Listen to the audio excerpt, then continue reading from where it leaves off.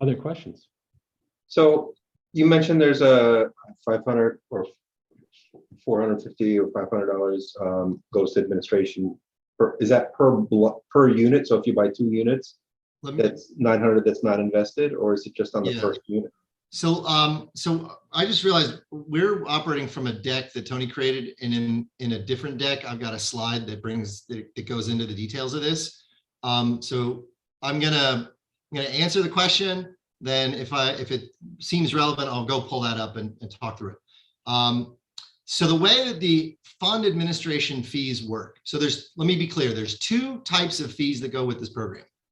There's the fund administration fees, so the money to pay for the legal, accounting, bookkeeping, whatever, for 10 years, right? That has to be paid up front, in addition to the money that goes out and is paid to the company, right? Our partner, Signal Rock Capital, does this in these other cities, and what they've developed is a very low cost upfront model that allows this to be as cheap and small as a fund. I mean, normally a fund this small, it's inefficient to have, it costs a lot to run this. How can you do something this small? And it's because of his model, right? The way that it works is there are hard fees. He charges a fee up front, and he charges an annual, there's some annual recurring fees. Those total over the course of 10 years, about $10,000 for Arizona. That's the budget estimate. So that's what we need to cover, whether we have 1 person in the fund or 40 people in the fund. So the way we're starting it is we are charging everybody $500 per unit, right? And we charge per unit, no matter what the number is, we charge per unit. And the reason we do that is to make sure that everybody who participates in the fund has an equal cost of participation. They have a common overhead rate. Everybody gets treated the same way. In our last conversation, we had a debate as to whether that disincentivizes buying more units or not, but we'll set that aside for now. At the end of the day, the fund holds all that money and pays the hard costs over the course of 10 years, whatever they are. So if we have 40 people in the fund, that $10,000 budget is really only $250 instead of $500 per unit. And so we're going to charge everyone up front $500 per unit. If by the end of the program we have more people in and we can distribute the cost over more units, then we will do that, and we'll work out a process to identify what to do with sort of the revenue that's left over at the end of that. Do people get a refund on it and lower your administration costs, or do we set it aside for some other purpose? Those dollars all live within the fund, and it's up to the fund to decide what to do with those excess dollars. The intention would be to return it potentially back to everybody. So those legal fees then represent the fund, not the individual company? Correct. Yeah, the company has to go do their business their way.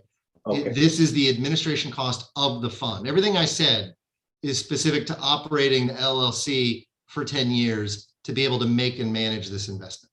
Gotcha. And so each block or group is its own LLC? Every fund is its own LLC.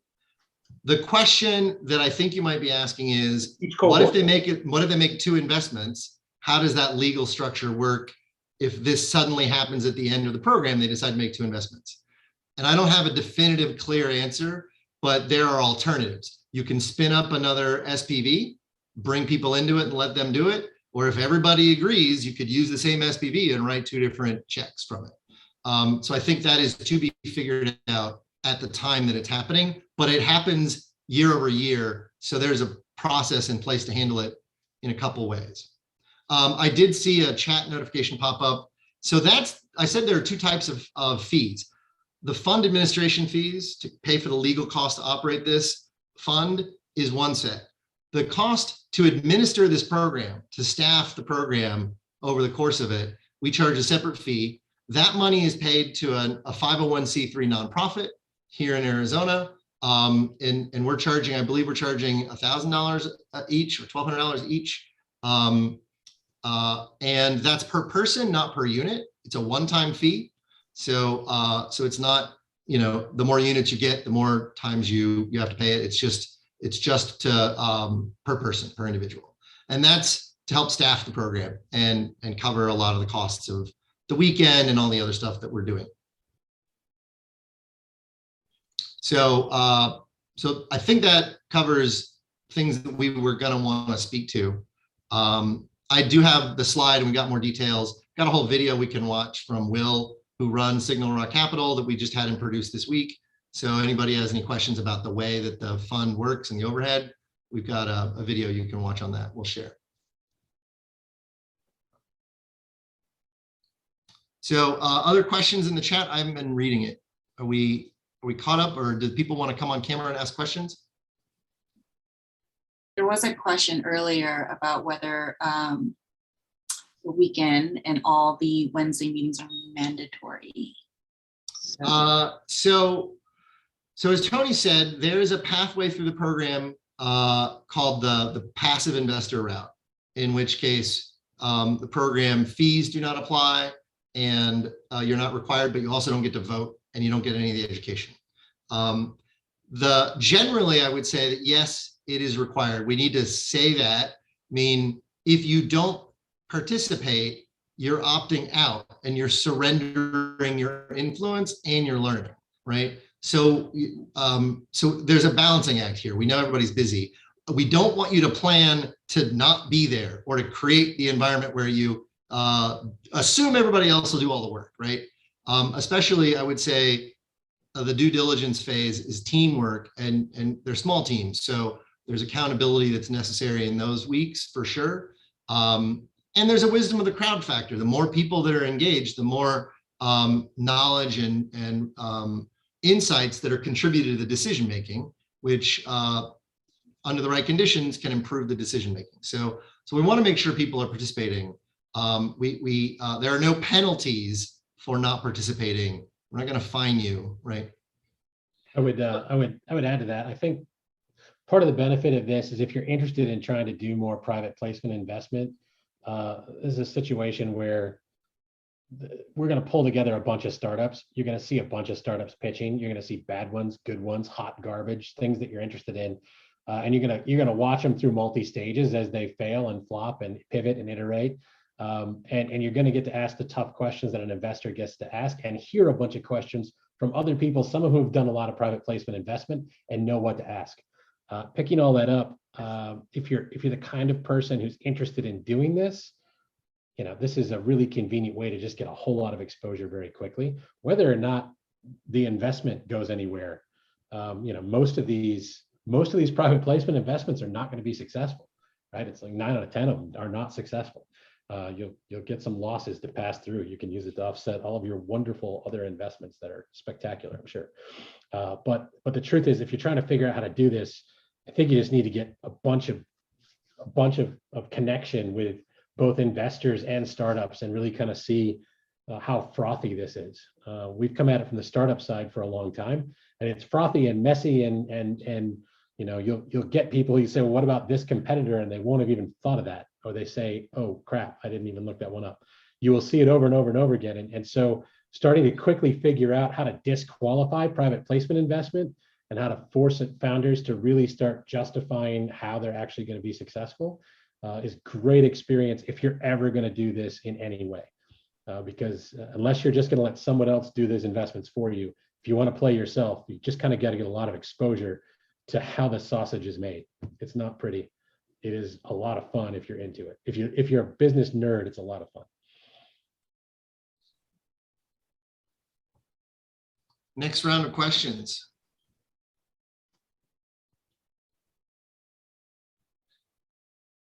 I think we've improved our presentation from one week to the other, Tony. Yeah, Justin, Tony, let me ask, if you had your druthers and you had like the absolute best participants, and these are like the, you know, shining examples for you to be able to claim victory for the next round and, you know, for the build out or the 10-year vision, whatever it is, what do those folks look like? And how many of those do you need as a critical mass in order to be successful for the follow-on activities? So, so there's probably more than two sides to this answer. But other than people with money, right? Like that, like the way I approach this first is the first cohort just needs to happen. We need 20 people. Whether we hit our goals with diversity or particular profiles or any of this, as long as the first cohort happens, then the first cohort can be successful and future cohorts have a reference, right? This is new. So our Minimum priority is to viable make it product for all happen. of Year you. one is to make it happen. Over the course, what are we trying to identify and where do we want to land when it comes to profile participants? There's two. There's I would say people who are new to this. You're not a long time. Basically, the 80-20 rule is we don't want people who are long-time investors. That's not who we're focused on, right? If you've got a lot of experience or you want to do this because it's fun or whatever, that's not going to be a win for us. It'll be great for the experience and all, but it's not a win for us. We want new people to bring in new participants. We want to turn 500 into 1,000 or 2,000, right? Where are we going to get those and what do those people look like? So we learned something through the journey of building this out, that in Silicon Valley, if you think about high net worth investors, you think about philanthropic organizations where people with money, they tend to build fences and walls around them because there's so many people asking them for money. And that's true in Silicon Valley. There's plenty of that as well, right? Channels by way you get a donation through this channel, you get an investment through this channel. But within Silicon Valley, one of the superpowers it has that no one really seems to know about is that there's a bunch of investors who promote publicly the fact that they are limited partners. They will list it on their LinkedIn profile. They are community builders, and those people tend to be high salaried employees at growth companies that used to raise money, or they are exited startup founders with money, but that they bring some professional experience in growth, in a growth profile company environment to the deal, right? But they are also putting themselves in the community to be hit up by either companies raising money or funds trying to raise money. And they get out there and they lubricate the system. The people with all, the institutions with all the money, they get involved with those. And the startups that are seeking money, they also get involved with those. And that becomes this layer of middleware to the ecosystem. So how would we replicate that here? Because it doesn't really exist in any other community outside of Silicon Valley at any scale. We have handfuls of people who do this. I would say Mitch is an example of that, right? Tony is now an example of that. But how do we produce hundreds of people like that? And so that's why we're bringing in the ecosystem building and that piece of it. But we want people, we built a partnership with the Tech Council because we recognize that the Arizona Tech Council employs the companies that employ the people that we want to have in this program, right? So Alex is a member of the Tech Council. You are a tech executive. This would be, your first foray opportunity into investing in a lot of other companies. Howard Stewart's on here, similar situation. And so that's the vision, right? Is we're drawing in that ecosystem. Separate from that is the diversity component. And we want to bring in representation from underrepresented communities. And that's not an easy thing to do. The Latin American community, the Latino community here in Arizona is an important part of that. Women are an important part of that. African American, lots of different communities that are underrepresented. The best way for us to get there is to have more applicants to every cohort than 40, so that we can be selective about who we admit. If we need to get to 40 and have to take everybody in, then we're going to end up with whoever we were able to get a hold of, right? So part of it is going to be a long-term process of recruiting and referrals. But those are the directions that we want in terms of ideal candidates in cohort 2, 3, and 4.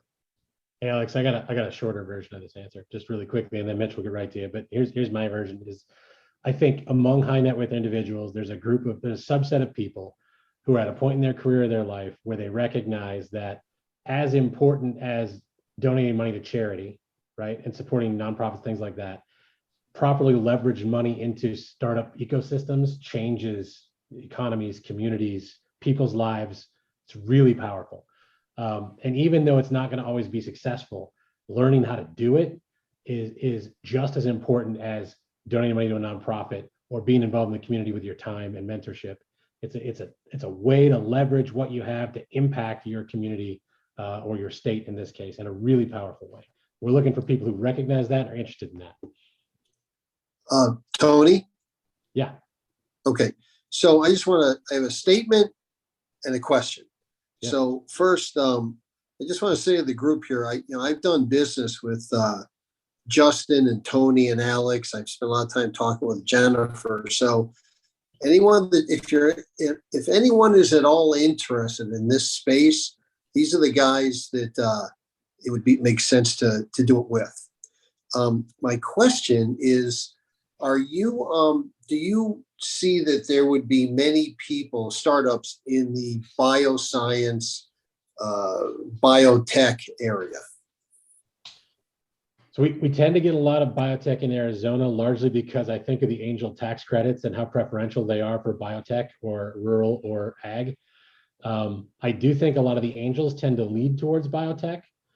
We would be recruiting a diverse grouping. And for one of the reasons is biotech is pretty binary and pretty long horizons. So it tends to be put lots of money in and then wait, unless you can, sell patents or move things through FDA or whatever. So at the end of the day, the group is going to make a decision. I would expect, given, the companies that we have and the talent that we have in Arizona, we're going to see biotech and engineering startups, certainly in Southern Arizona, pretty frequently. So yeah, I would assume we'll see this. Okay, great. Thank you. And I will add to that that if you think about the model that we're implementing, it has the potential to specialize, right? So I'll use the example in Southern Arizona, we have an optics cluster, right? A lot of tech optics companies here. It's conceivable we could create an optics program that we recruit optics specific investors from around the world, or take applications from around the world and create a specialized vertical that the investors are focused on. You could do the same with biotech, right? It's possible. We're not doing that as a starting point. And we don't know when or if we might end up with that. You got to build momentum to really get into something like that. But I would say the other argument to be made about certain segments is that you need to invest in what your community has strength in. So that's whatever we're good at in Arizona, and that Phoenix is different than Tucson. So there's a little bit of you got to look at it from a statewide perspective. But what are we good at? And the other piece of it is that what we haven't done a lot of, I think, in my time in this world in the last 15 years, is we've invested a lot of money in these, a lot of biotech companies require a lot of money and take a lot of time to get there. And so if you've got a small group of investors, they bundle all their available money into that world. 90% of them fail, and it takes all of their money, and it takes 10 years to get out. So there is sort of a hope that the group will start to see the power and be part of a movement to build software capacity in the region. We're not going to direct that, but we do want to mirror what are we good at, what can we do, but also what will be cost effective, how do you do the best with the money, how do you get returns quickly. That's all part of success, and that's all part of the discussion that every cohort has to wrangle through. So if they get a really high caliber biotech company and a high caliber software company, they're going to have a debate as to which one they should have. And these are some of the thoughts they should be thinking about. I just want to add to that. If you imagine us as a cohort of investors, I know on this call, we've got people who've got biotech experience, CPG experience, engineering experience, software experience, right? Direct to consumer experience.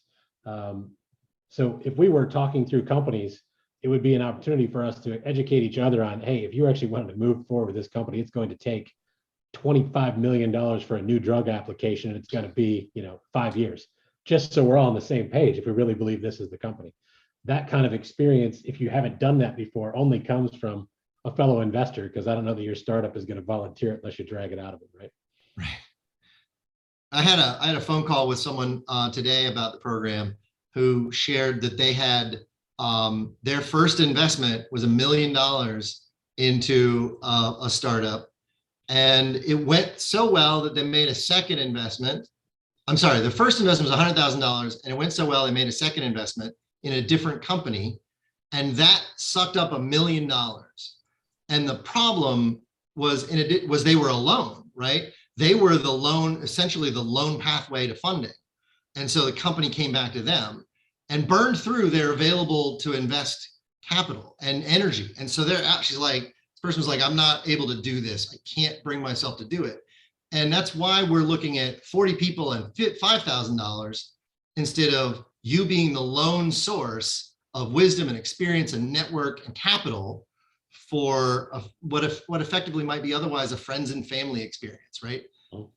That's our alternative universe, perhaps, is to improve upon the friends and family drain that can happen in that environment and be an outlet for that.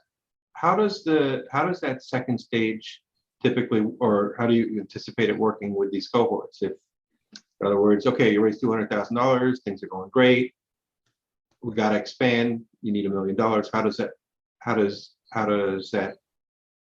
So it's the responsibility of the company to go raise money. So you are not the owner of the company, and you're not the operator of the company. So you are not responsible, and you're also one of 20 to 40 people. But what you can be is an ally and a champion to the company. You're motivated, you're invested in what they do.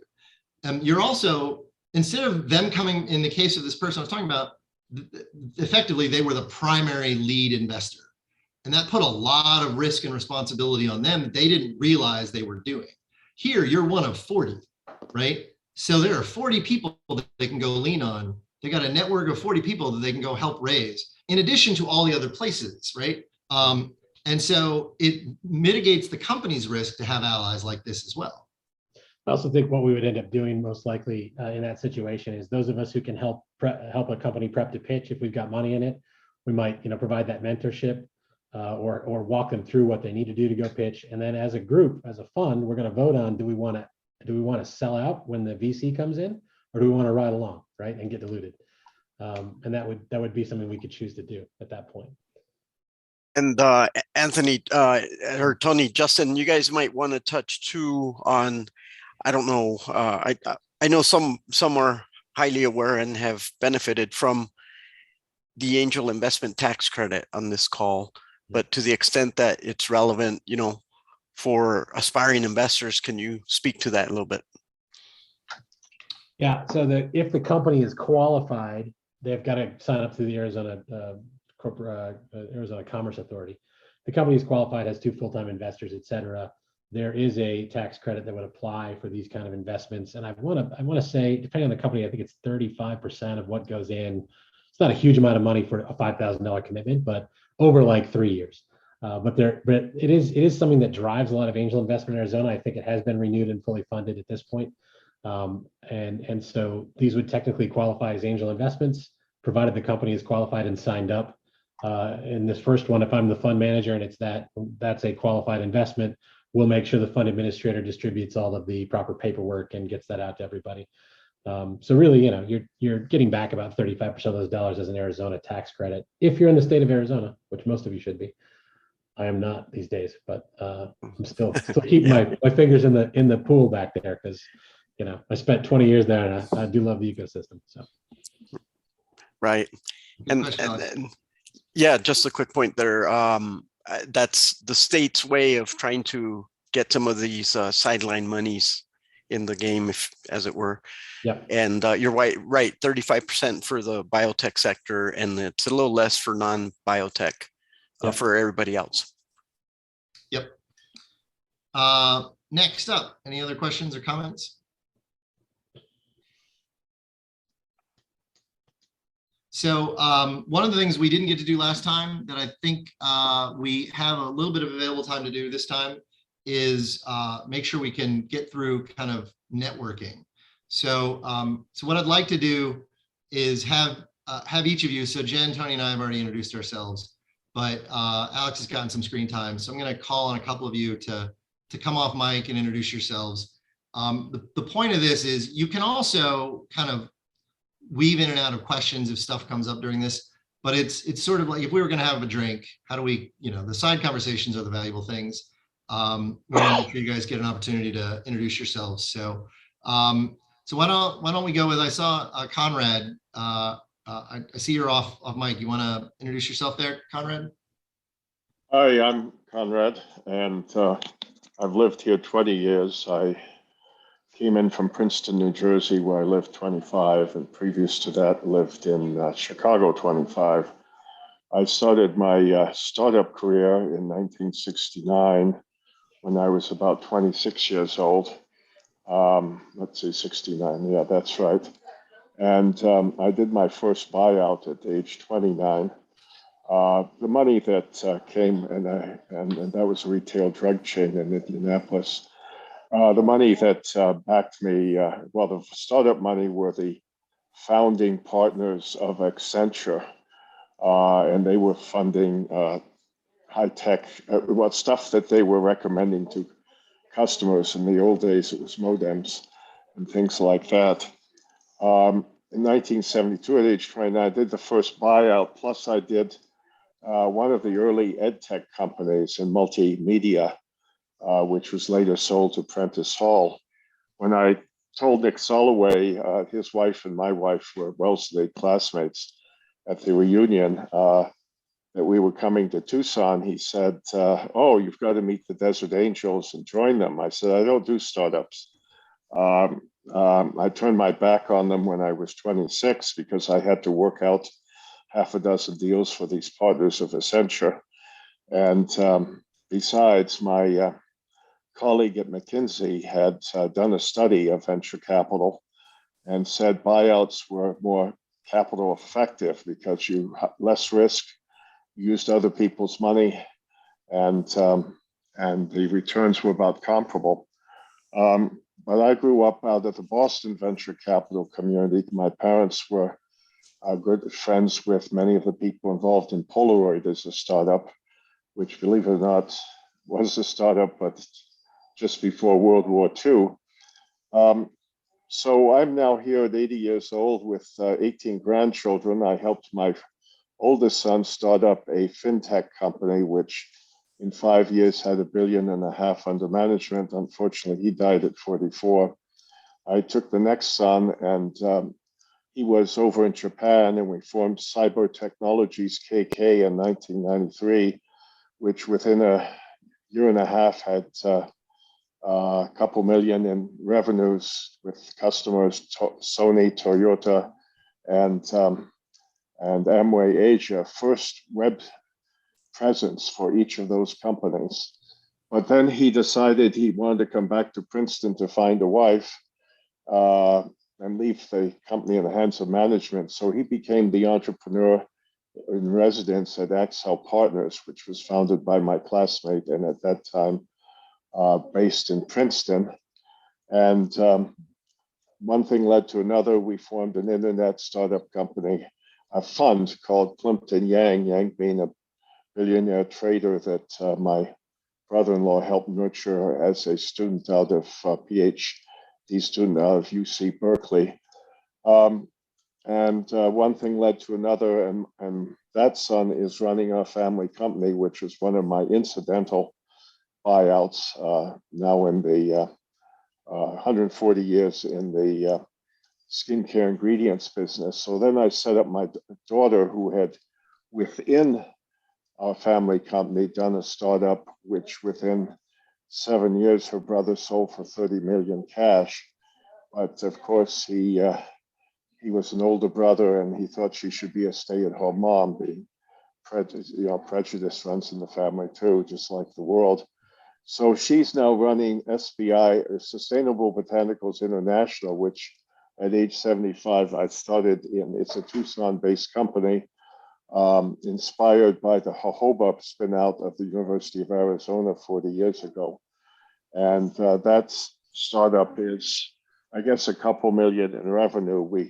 Our first activity was to start indigenous harvest and production of rosehip oil in Chile for the skincare market. And we're exclusive to a New Zealand brand called Asano, which sells here in CVS and some of the others.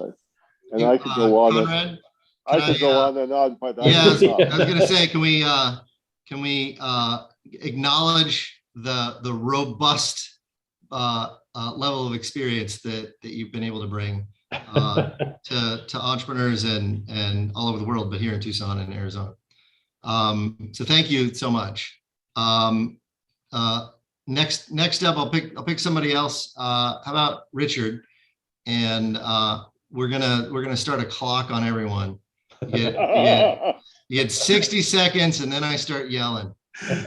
No worries. Richard Pyle, been in Tucson for 2 rounds of 12 years each, and have been involved in several startups on the receiving end of funds, and have sold those companies and moved along. And I'm actually an investment advisor now, splitting my time between Tucson and El Paso. Worked with Tony in a number of different roles, and his credibility brings me to the table as a possible investor here. Oh, great. Well, thank you, Richard. I'd love to hear more about the work you've been doing. Let's see. I saw David. You haven't introduced yourself, but you've spoken. Do you want to formalize your introduction here? David, me? Yeah, sorry, David Zuckerman. So I'm sorry. So yeah, so I'm with Serverlift. It's a company I've been with from the beginning, and we funded on a shoestring.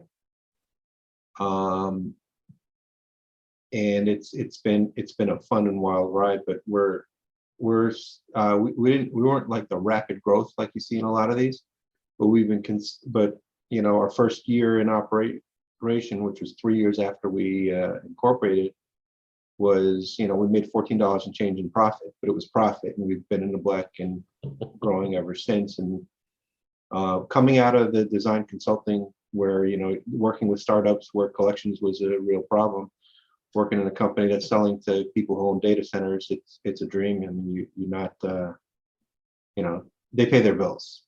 Good news. How So, refreshing. so now I'm looking to leverage that. And when you were talking about, oh, we're really looking for the amateurs, that's fine. But when you talk about someone like Conrad and Tony and some of you guys who have a large experience, I mean, I love being with a bunch of people who are getting into it, but having someone at the helm, or at least advising us, who's got the experience, I think is critical in making intelligent decisions.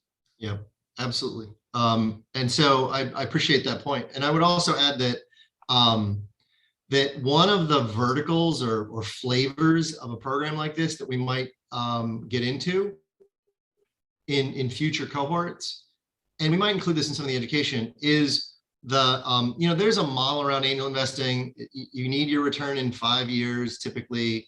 You need a 10x return. So you got to pick a company that fits that model, and in 5 years can get you 10 times your money back. There are other models and other return frameworks, other repayment terms that fit more like, you know, your experience, right? A slow growth company. And that's something we're gonna, I just think it's an important thing to give voice to, is that is an important part of the economy, and it's a real part of the opportunity we have here. Whether we screen for those as part of this cohort or not, it's still a powerful part of an opportunity to invest in.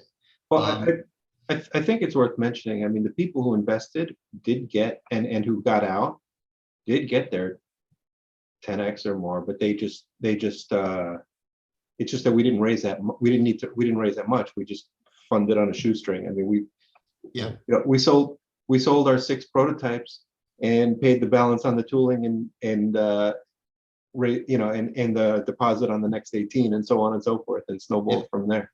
Yeah. But It's great experience. It's great to have. Thank you. I did want to mention one thing, or really find an answer to one thing. I was the one who asked the question about also the mandatory nature of every section. The problem for me personally is on Saturday, you know, it's Sabbath for me. to be out Yeah. there writing and networking and on the phone. I can't do that. I, So we'll I'd love we'll to make do sure to honor that. I mean, we're going to run the education. So one note is that we're planning to run the investor technical education in the morning on Saturday and the morning on Sunday. So there'll be a little bit of a split of that. We're going to do kind of networking and ecosystem programming in the afternoon, a little lighter, more relaxed experience. But we get it. I mean, if we can make it work, we're going to make it work. We want to, for sure, those kinds of considerations. I think that's part of appreciate- it. It's also part of making sure that we attract a diverse cohort. So there's Yep. going to be different people of different faiths with different requirements. So it'll all be flexible around that. That's not a problem. And as an ideal, you will be building a cohort experience and you lean on your cohort to pick up where you can't, right? To supplement where your weaknesses are. So if you have to miss a night, how do we handle that, right? If you have to miss a day at the beginning, so hopefully we've been sort of acknowledging the complexity of the answer to this question, but trying to honor the needs to make it work for as many people as possible. Let's see, Mitch, you got a chance to speak, but didn't get to introduce yourself. Do you want to give us a little bit of background? Sure. Accolades to you and your team for putting together something as important and impressive as this. I'm an executive coach, business consultant, leadership trainer. I've been doing that full time for about 6 years. Prior to that, I spent 15 years in private equity as a CEO, turning around and growing 4 different companies. And before that, I spent 17 years as an executive at a number of global, mostly CPG companies, Kraft, Nor, Rubbermaid, Novartis. I'm a periodic investor in a number of different ways. And just one final thought is, to me, you're really betting on the people in the team as much as you're betting on the concept. And one of the things that really resonated with me that you talked about, Justin, and Tony talks about, and I know you guys have a lot of experience in this, is the whole vetting process. Okay, you guys aren't guaranteeing success, but you're definitely guaranteeing a higher degree of probability that success will be there. And I really do respect that. Absolutely. Thank you for the kind words and all the thoughts. Guillermo, do you want to come off mute? Yeah, absolutely. So Guillermo Morales, my background is a PhD in chemistry, pharmaceutical drug development, MBA. I've been on the side of life sciences all my career. I'm the founder of my international consulting company, Noventix, here in Oro Valley. And so I've been in Tucson for 10 years, actually, this year. And I've been swimming in the life science community locally in Tucson, also in Phoenix, particularly helping on the search for opportunities in life sciences for potential development and eventually moving it through commercialization, working with TLA here in University of Arizona, AZ Bio in Phoenix. And I've been also volunteering my time, mentoring teams as well that need some help in maneuvering, not just to knowing how to position themselves and develop their technologies, but also to know how to go and raise the funding that they need, the support that they need. And I also help on the investing side, when there are opportunities, to advise as to what technologies are what their strengths, the weaknesses, do full due diligence and make sure that both parties understand each other, and if something happens, that makes sense for everybody.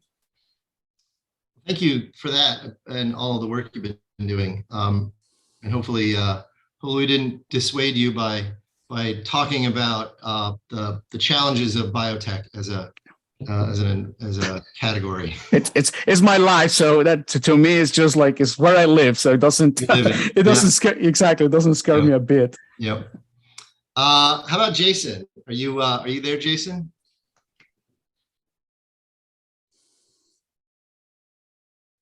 Yes, I'm here, Justin. Hey, Jason, you want to introduce yourself? Sure. I'm Jason Barnes. I'm a pharmacist by trade. Earned my doctorate in pharmacy from Purdue University. Currently work in managed care on the corporate side of things, mostly in P&T, prior authorization, and clinical consulting as of late. Definitely have expressed an interest in entrepreneurship in one time. In fact, that's how I became familiar with some of the hosts in Tucson, but still in focused on corporate at the moment and looking to be an inspiring investor sooner than later. So thanks for the invite and happy to learn more about the program. Yeah. Well, thanks for joining us, Jason. Looking forward to catching up. How about Hugh? Do you want to jump in, Hugh? Sure. Hugh Giblin, grew up in Tucson, did a 20-year circuit through Orange County, France, East Coast, LA, New York, back to Tucson. And for the last 15 years or so, I've been more in the fintech side of things. I've tried a couple of startups myself.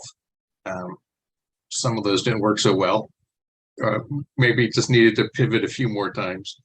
So I do have a bit of consulting practice going on, and I do have my own startup, which is active right now.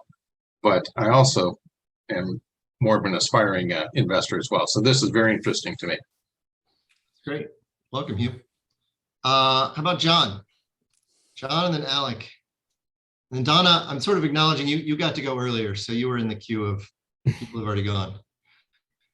I'm John Cangelis. I'm a UA professor of physiology. I've been sort of starting things on and off for the last 15 to 20 years, and I was fortunate to be introduced to Tony Ford about 6 years ago, where we started a couple of ventures, and one of them ended up really kind of hitting the ground running.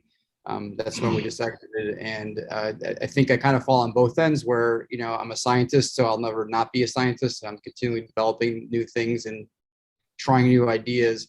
But also I think it's important to have the right minds that are actually putting money towards things that are worthwhile. So this is an exciting thing for me to see it from this end, because I've never been through the incubator or anything like that, or it'll be an interesting, I think, proposition to look at it from both sides as I continue my own path. Well, good to have you, John, and congratulations on your recent successes. Alec, your final intro. Awesome. Thanks, Justin. I met Tony when I moved to Tucson about 3 years ago. I'm from the East Coast originally. Been doing the startup thing for built a business incubator. Then I worked in satellite data analytics for a while with the company. We raised a pretty big, like $7 million round, and they've gone on to raise a bunch more. I moved out here from that company and bought a e-commerce company that was in Boston, brought it here. I run that now, and that's about a 10-person little small e-commerce equipment rental company. And then I have a short-term property rental company here as well. Just had one of our properties got robbed a few hours ago, so that's why I was late in the round of it here. No, we're all good. It's just a Tucson, thanks Tucson thing. But yeah, no, everything's fine. They just sorry, I was a little bit late for this, but I've been doing that entrepreneurship thing for a long time. Tony's been amazing mentor. I met Justin numerous times, and he's been a great help with connecting me with folks here in Tucson. So I'm super excited this is coming to the table here, and sounds like there's some really awesome folks. Tucson needs this. I'm excited for it. So thank you all. Yeah, well, welcome. So I think that's everyone. We can, Jen. No, I don't need to introduce myself, but a question came in the chat. And I think so Donna, I hope you don't mind, I'm asking it out loud, but she's asking if we have access to Dealum, which is an investor platform. But I think maybe it might be a good time to kind of give us a small overview of like what we are using. Yeah, happy to do that. So, well, I don't have access to it to do a screen development, but we are, so Brandon Software Company, we've been working on, his company has been working on an accelerator platform, a custom built accelerator platform for a particular client of theirs. And when I discovered that, I had also been in parallel working on a platform for ecosystem engagement. And we've decided to kind of blend these two. So we're going to be launching a Capital Gravity specific platform that manages the voting and the company documentation. It's going to be a lot like Gust in its first implementation, but better. And then from there, we've got some vision to build it out to be able to be sort of an ecosystem engagement tool beyond just deal flow management and voting and evaluations and whatnot. So, so we'll be and actually let me use that as a moment to talk about the process for signing up. So, I'll be sending out as a follow-up to this a link for you and others to officially start to sign up. And we have a legal agreement. And so one of the steps in that downstream is to sign into the platform. But the initial step is to review a private placement memo, which is in its draft form right now. So you're not going to be signing it. We're getting it's in front of attorneys. So there's perhaps it's being localized. So it's a standard document that needs to be made sure that all the I's and T's are dotted and crossed for Arizona specific. But we're going to give you the draft version that the attorney is reviewing as well to take a look at as part of your sort of identifying volunteering in. And so we're going to have a form for you to fill out and you'll get some of those documentations. We're also going to use we're serious in the process. So you can enroll in pay the program fee essentially before you make the final investment through the contract. So it's sort of a down payment, I guess. So look for that. That's sort of the beginning next step. Then there's the signing of all the legal documents, this private placement memo and the follow-on documents related to that. And then the things that you can do right now in addition to those steps would be to mark off your calendar for the weekend and hold that. And then if you have any other individual questions, you want to talk more one-on-one, I've made my calendar available to everybody for 30 minutes or 45 minutes or however long you think you'd like. So I'll be really flexible to do follow-up questions with everybody. Hey, Justin. Yeah. So I just asked questions, didn't get a chance to introduce myself. Oh, yeah. That's true, Alex. Thank you. If okay with you guys. Yeah, thanks for hijacking this in the right direction. And it's because I want to turn it back on its head here, which is I've known Justin and Anthony and Jennifer and others on this call, but I really want to say my hat's off to you guys for your vision and for your stick-to-itness.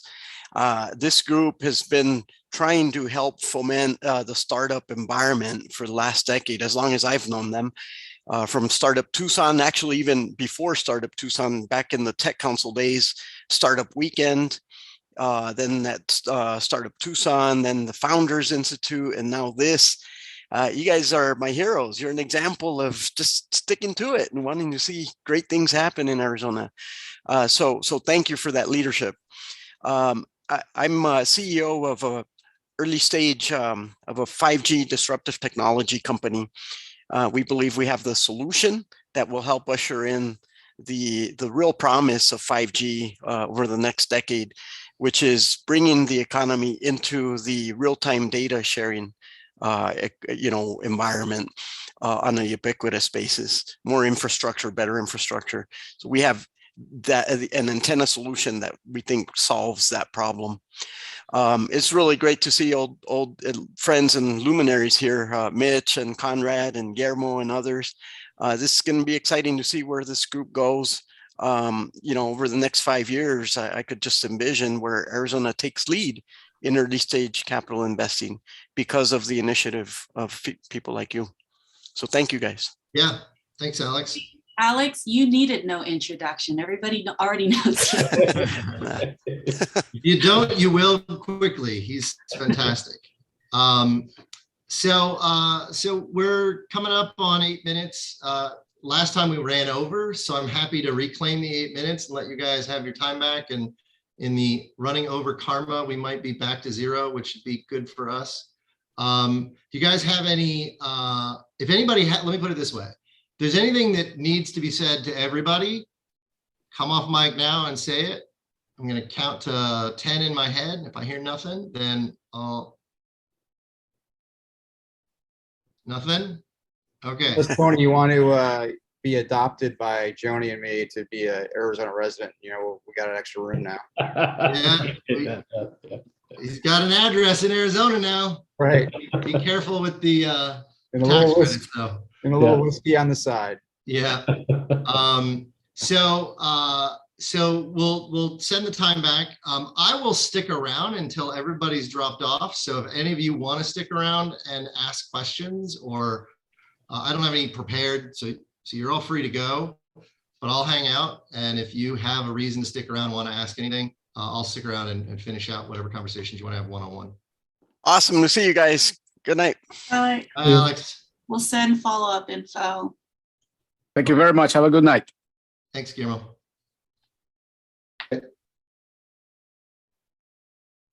So this is the first year of this? This is the first time for this? This will be, we consider this our pilot launch. So it's been run in other cities for up to 10 years, or a version of it. We're modifying it, but the core of it has been run in other cities. I would say if I had to add it all up, there's probably been nearly 20 cohorts run of a program along these lines over the last 10 years, maybe more. So this is a little bit different from what I was kind of picturing and what I was kind of envisioning even before I heard of you guys. What I was like, this is kind of what I wanted to do, but in my kind of vision of it, I'd be putting into a group where we're investing in more than one, spreading the risk a little bit. Yeah. So we've had that question raised as well. And we are, so the way to think about what we're doing in comparison to what exists already. What exists already is basically an angel group where you go, they'll through their mechanisms, they'll present 1 or 2 deals per month that you'll get to evaluate. And then you as an individual either put money in or not, and the entire decision is yours. And you kind of figure it out, but you're joining others through the discussion, right? That's their model. Our intention is to be a pipeline that funnels alumni into all the groups, so that downstream, that's where you go. And our program is designed is not to replace that. It's actually to replace the complexity of learning on your own, right? And so if you think of this program as a learning journey rather than a risk mitigation journey, then it makes a lot more sense. We do mitigate risk by having a small dollar amount and by having 40 people collaborate. So you get the wisdom of the crowd benefits. You get the due diligence of a funnel of 50 intensively. Well, I don't know how many we're gonna get, but 10 to 50 companies that apply. And so if you view that whole journey as a learning experience and that it has its own inherent risk mitigation mechanisms, then it's simple. Over time, because you do want to be able to invest over time, the passive role allows you to put money into deals passively year over year after you graduate, right? Right. And then there's in other cities, we've learned recently that our intention is to have 40 people every cohort every year. We learned in San Diego, every cohort has 150 people in it. I'm like, yeah, right, wow. So if you get like 80 people, do you split into 2 cohorts? I don't really know how I'm not planning to learn how to figure that out. Okay. Right. I think if I had to guess, a lot of those are passive And passive people are allowed to come in and listen to the journey. So my guess is that they have 150 people enrolled, they're alumni, they're coming back, they're throwing their 5,000 in, they're jumping in and out of meetings and listening, but they don't vote. And that maybe the core is 40. We'll learn what this grows into, but I can imagine all kinds of interesting things coming out of this, right? One of which would be, Donna, if you've got a lot of experience and want to go launch a fund, this is a mechanism to get your foot in the water with that. And we want to see people do that. And the funds that get launched from the Seattle is the original city. So Seattle has launched 4 venture capital or angel seed stage funds from their program over 10 years. And they contribute to the Seattle ecosystem. And the strategies for those are diverse, right? They're naturally going to be diverse. And so there's a long arc of opportunity to solve the challenge you're thinking about that is activated by creating this program. But if you think of this program in comparison to, I want to put 5,000 into 5 different companies right now, cohort 1's probably not going to be like that. Cohort 5 might be, right? That's what San Diego has done. By year 3, they're doing 3. And so it's definitely in the pipeline potentially. So this is interesting. This is very interesting. So you're in Tucson? Yeah. Also, so you got to know Rick Gibson, right? Yeah, I do. Yep. I've known him since I kind of got started in this. So we were in another life, I was involved in the Invest Southwest program and big part of that. Oh, terrific. Yeah. Yeah, he's terrific. I love his story of he was part of early part of Idea Lab in Pasadena that one of my best friends from high school ended up in. And it like they invented the monetization of e-commerce, essentially. The ad that Yahoo bought, the ad algorithms for monetizing advertising. So he's got a whole interesting backstory. Yeah. So this is kind of an exciting thing to look at, a model to look at. But what I'm hearing is that, hey, this is a good way to educate myself, to get the education. Okay, you get this investment at the end. You have an interest in something at the end, but really this is the education. Yep. That'll be the gateway in the network to be involved, or maybe whether it's another cohort or something that spins off of it from a bunch of people to do more of what I was envisioning to. Yeah. I mean, this is, if I'm sitting in your shoes and I've got a particular vision that I'd like to see, community of people, a program, a fund model or whatever, I would want to plug into a community of people that I could build camaraderie with and trust with and learning with. Just like if you go through any educational experience, in college or whatever, you go through cohort experiences, and it's a grind, and you end up better and more connected on the way out, right? So that's one of the things I think is exciting about this, is it's an investor cohort experience. That's unusual in my mind. And what better way than an audience of other like-minded people to throw your ideas around and get feedback on them on the side, right? These side conversations, to explore that. And maybe it's something you create, maybe it's something you learn that's already out there through these connections. Maybe it doesn't exist and it won't exist until you one day create it, which means you got to work with the other things that are out there. And our goal is to help create collaborations with all the different angel groups, with all the different pieces of the ecosystem, so that we can be a gateway into all these other opportunities as well. Okay, well, I want to thank you. This has been very interesting, enlightening. I'm sure I'll think of more questions later, but I don't want to. Sure. But just what's the, so I understand there's there's a package to sign up. Yep. I know before I do that, what happens if there's if we don't get to 20, do we delay or disband? Or if we don't hit our numbers to launch, we're going to launch at some point. I mean, I think we're not worried about launching right now, but Is that what you're asking? Yeah. Yeah. Yeah, we would absolutely launch at some point. The only complexity, if we were to have to delay, is simply Christmas and the layout of the number of weeks and how the holidays fit in the middle of that like three week long window that drops right. So we finish right before that. We would have to almost start on the other side of it or take a break in the middle of it, which is not actually impossible, but San Diego's model is like that, right? what is Where that? San Diego's model is like Oh, that. maybe. Yeah, a little bit. Where they start with like the education before Christmas, then everybody takes a break, and then they go into the. Yeah, there's that. That's true. But we think we're good to hit our numbers. So we don't see any reason to delay. But we would make it. We would be accommodating. Let's put it that way. I have the opposite question. Yeah.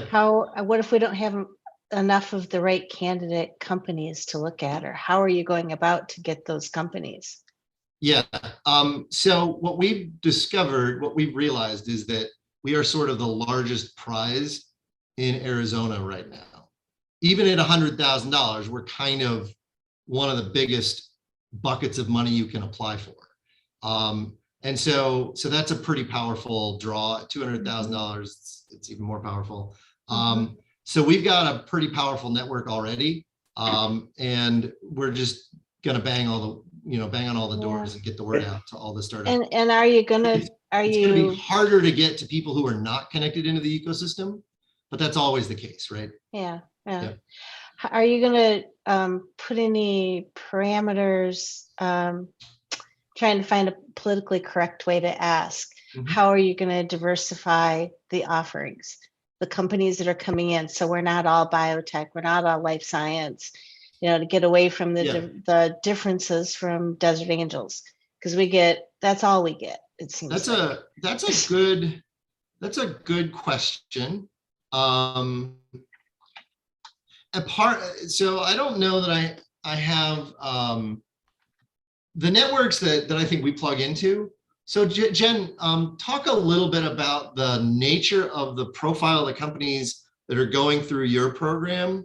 And my sense is that the Phoenix ecosystem looks different than the Tucson ecosystem. I think so too.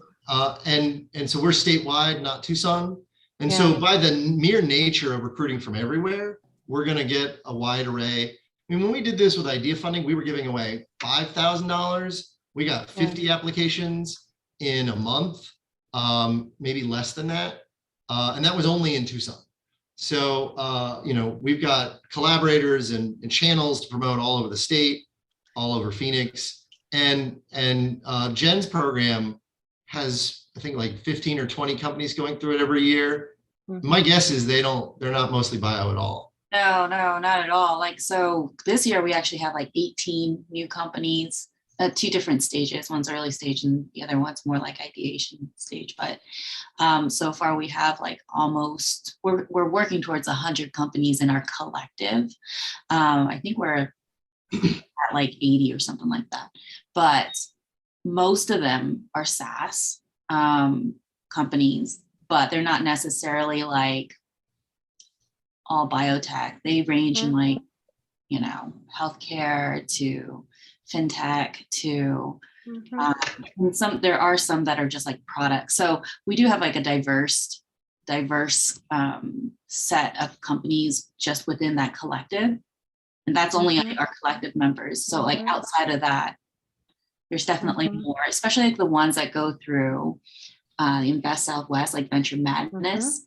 I like how Venture Madness has the different tracks, because that ends up for them, that ends up diversifying their applicant. Right. They only have one winner per track and then a people's choice. Right. But we were talking to Karen that runs Invest Southwest about potentially getting all the people who applied who never made it into the tracks to see hey, do you want to try your chance at this, right? So yeah, that's okay. And what's interesting is that I think it's going to be easy to get a lot of applications, I mean, it's summertime, so that's some complexity, but generally speaking, it's not, it's a good amount of money. It's appealing. Whether we can find, you only need one company that's worth your money, right? Like at the end of the day, you need one out of the whole pool that you want to invest in. But you'd like a variety of them that could be the one. You want 6 good ones at least, right? But we are expecting to get a lot of ones where, you know, I would never give $200,000 to this company, right? Like you need to see bad ones in contrast to good ones. And so we're expecting that kind of diversity as well, right? In addition to nature of technology. But I will say that we are putting constraints around it at using language that the other cities have used, which is technology or technology-enabled product or service that has the potential to return angel-type returns, you know, 10x over 5 years kind of language. So that's language in the screening for the startup applicants. Okay. I'm a hard goods guy. I love the products. Yeah. Where it come from is the design and the manufacturing. Well, and so what we want, we've got Tech Council is a partner of ours. We've got a whole network of, you know, people from all, I mean, we put in a grant application that probably had 40 letters of support from cities, economic development offices all over the state. Like we've got a list of probably 100 outlets from around the state that that have either already given us a letter of support or said they're willing to do it, or take our emails and don't take us off their list. I mean, don't tell us to take them off our list. And so I think that's going to be valuable as well. All right. Well, thank you very much. I need to go. Yeah. This has been very interesting. Well, thank you guys for taking the time. Happy to follow up and look for some information from us starting tomorrow. Oh, Thank you. Will the deck be part of that? Yeah, I'll make sure to clean it up a little bit. There are a couple changes I want to make, but a presentable version of that deck. Yeah. Okay. Yeah. Awesome. All right. And we've recorded this, so this recording will also be available. Oh, thank you all. All right. Take care. Have a good night. Night. Be well, Alec. Hopefully everything is safe and you guys We're all good. Just a couple TVs, and it's a house we haven't even started yet. I was literally doing the onboarding today, so it's ironic. But Okay. So there's the fortunate part is there's not a lot to steal from an Airbnb. So ripped 2 TVs off the wall and stole 2 cow hides. Besides that, we're good. Well, that sucks, but at least that sounds like $500, not $5,000. Well, they kicked the front door, and also the AC is probably broken. That's the other. That might be a biggie. So, because the back door was open for the past 3 days. Did they take copper? No, Oh, just okay. I think they were in there for 2 minutes. Oh, okay. And the back door Yeah. is open is the best part. Like they could have just walked in the back door, but they, kicked in the front door because, why would you Well, walk in we're the not back San and then kick Francisco in the yet. front? We haven't gotten Apparently to they the like to point work where hard. My friend used to leave his car unlocked because he had a convertible. They didn't even check. They cut the top. Oh man. He left it unlocked just so that wouldn't happen. Yeah, now you gotta like leave the windows down and I've heard that same story many times with convertibles. Yeah. It's a common thing. that's why you drive a Jeep. That's why you don't see convertibles that much. That's right. That's true. That's why you just drive a crappy used car and don't care. I'm gonna drop. All right, thanks, Mike's guys. been waiting for me, so I promise. him to see play y'all. video games. Thank you. All right. Have a good night, everyone. Yeah. Nice to meet you, David.